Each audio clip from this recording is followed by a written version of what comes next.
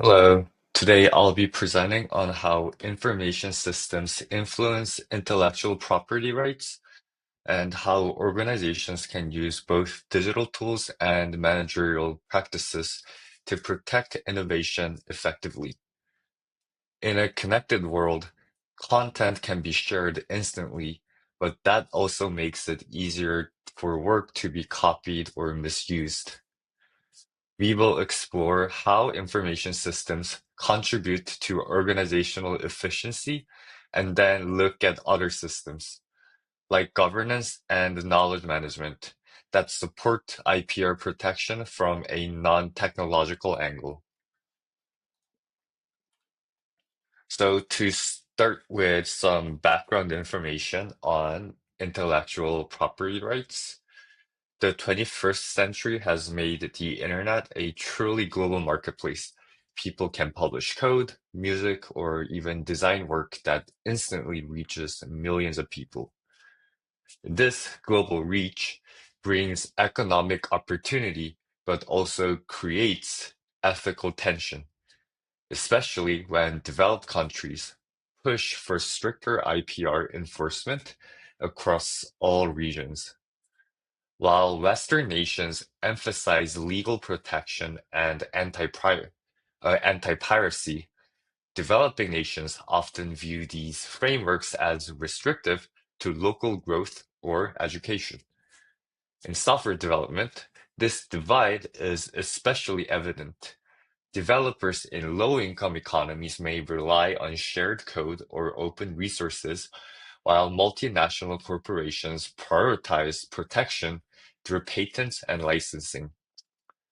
As Seha and Bhattacharya note, IPR ensures creators can benefit commercially from their innovations, but equitable enforcement remains a global challenge.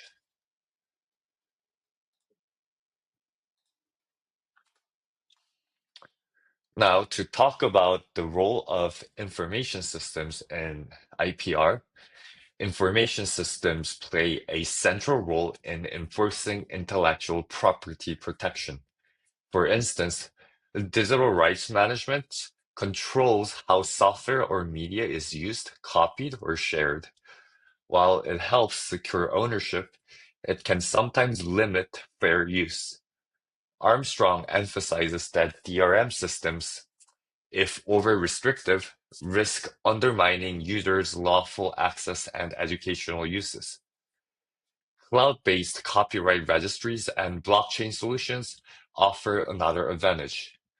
They provide immutable proof of ownership and timestamped records of creation, enhancing transparency.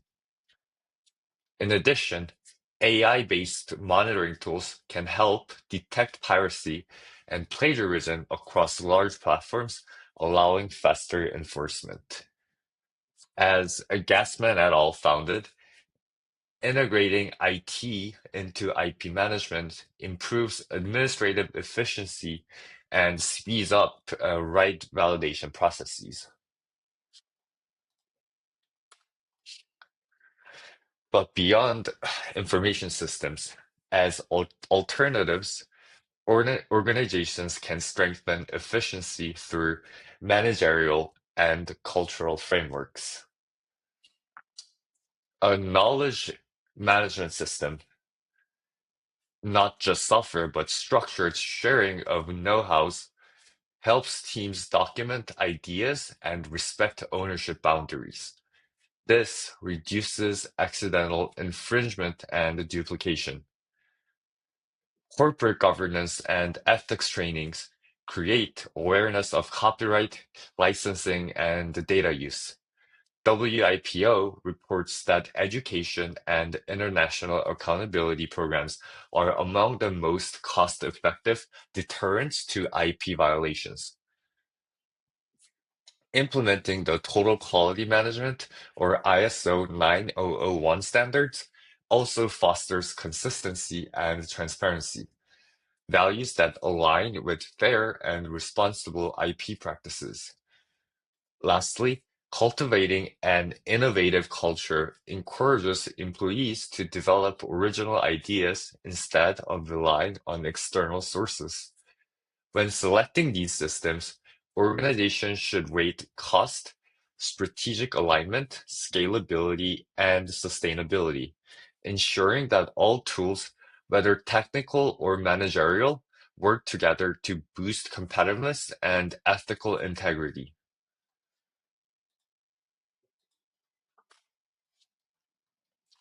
Now that we've seen how both information systems and other alternative systems contribute to intellectual property rights, let's evaluate the strengths and weaknesses of information systems themselves.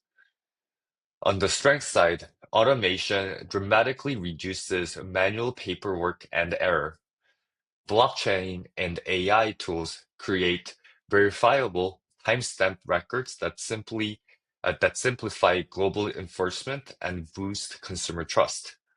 These systems also provide data-driven insights, helping leaders identify which patents or copyrights yield the highest return. However, cost and complexity are major barriers, especially for startups or creators in developing markets. There's also the danger of overreaction. As Armstrong cautions, aggressive DRM can block legitimate fair use rights in education and research. Additionally, digital platforms bring cybersecurity risks. Stolen credentials or corrupted databases can expose sensitive IPs. Finally, global inequality persists. Many regions lack the infrastructure to adopt these tools effectively. The key takeaway is that information systems are powerful enablers of IPR efficiency and compliance, but they must be balanced with governance, ethics, and accessibility to reach their full potential.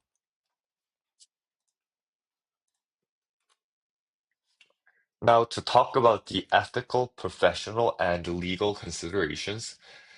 Ethically, organizations must balance protection with the public's right to learn and build upon existing knowledge.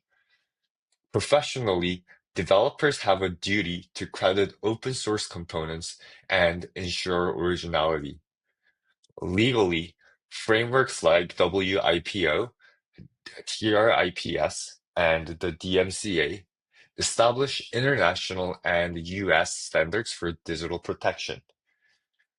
Yet, as Chesterman argues, emerging AI models challenge these laws because machine-generated content blurs who the author really is. That's why continual policy adaptation and ethical leadership are as vital as the technology itself. Now, to ensure sustainable innovation, IPR protection must rest on strong ethical foundations. Here are the principles that I am proposing for developers and users. First, respect. Respect keeps creativity human-centered. Second, transparency. Transparency prevents disputes over ownership.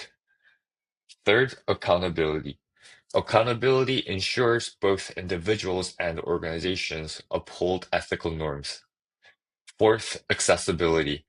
Accessibility provides equitable software access, reducing piracy. Finally, global fairness.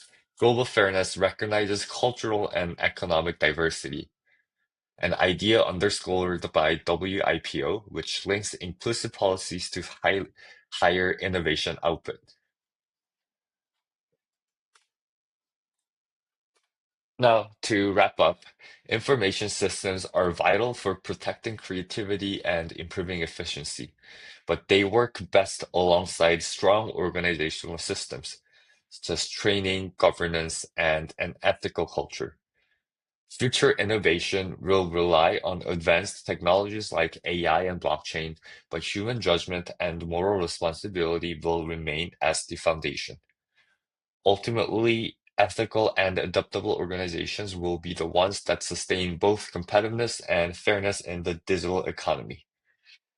Thank you, and here are my citations.